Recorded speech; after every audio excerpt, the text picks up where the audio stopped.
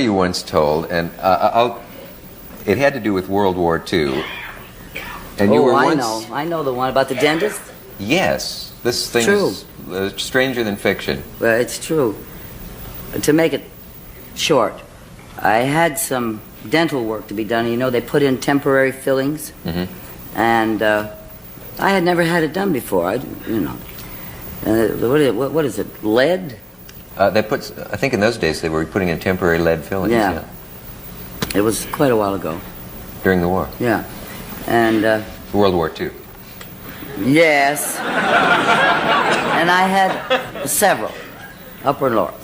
And I went to work that day, and I got home very late. And it was, I don't remember what year, but it was after they had taken the Japanese out of California and unfortunately put them in the camps, which was a very sad time in California. And we were all on our guard, you know, about many things. This particular night was about 1:15, and I was driving alone. I had 35 miles to drive, and it wasn't any fun. It was just a normal night. I wasn't frightened or anything. I was just driving along, and a road that I'd taken many times, and all of a sudden,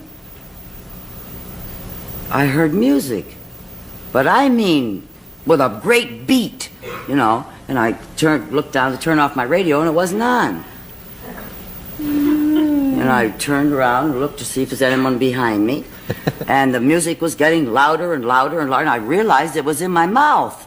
And it was beating in my ears. I could hear the tune and everything. I recognized the tune. And then it started to fade out.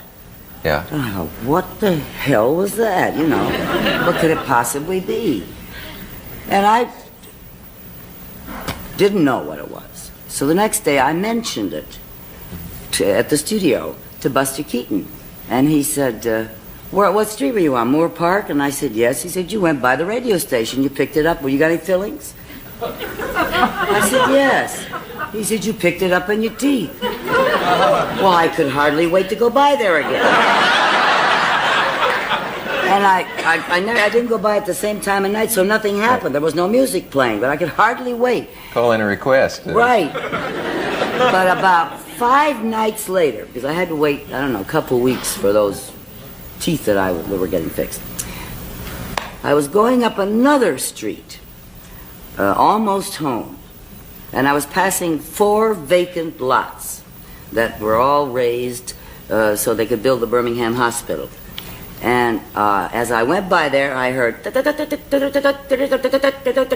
picking it up with my teeth. You mean? Yes. And I stopped the car. Then I looked around, in the Morse code, like. And I backed the car up, and it got stronger and stronger, and I kept on backing it up until it really got strong, and my whole jaw was vibrating, like this.